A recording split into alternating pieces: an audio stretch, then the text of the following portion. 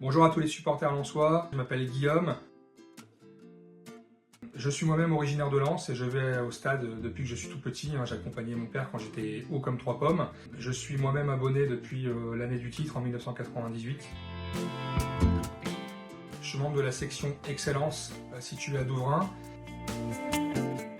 J'ai quand même en souvenir le Lens-Marseille de février 92 où Bollaert est plein à craquer, Racing renverse le Grand Marseille de l'époque. Le titre de champion de France 98, c'est le premier titre majeur du club. C'était fou, j'avais une vingtaine d'années et c'était vraiment génial. On a passé un week-end et voire même des semaines derrière de folie furieuse. L'échec de la montée, quand Amiens marque à la 96e minute et nous empêche donc de monter en Ligue 1. Je me souviens encore des joueurs et notamment Benjamin Bourigeaud qui pleurait sur le terrain, ça faisait vraiment peine à voir.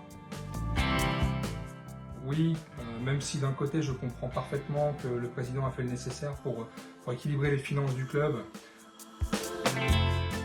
je suis étonné, déçu. On a rarement eu un entraîneur aussi fort et aussi clairvoyant, donc évidemment c'est difficile à avaler, surtout dans les conditions où ça s'est fait. De partager les valeurs lensoises, on aime les joueurs qui mouillent le maillot, donc des joueurs comme Medina, Grady ou Sotoka. Des gens comme Raphaël Varane, ça peut être sympa d'amener un petit peu d'expérience dans le vestiaire. Sur le côté folie, Medina me ferait beaucoup rire, je pense. Mais quelqu'un d'un peu plus âgé, je pense que Sotoka peut être quelqu'un avec lequel on pourrait s'entendre, pourquoi pas. Donc Flo, si tu me vois, dispo pour aller boire un verre. Pour le symbole qu'elle représente, ce sera celui-ci. Il représente en fait la Sainte Barbe, donc les valeurs du club.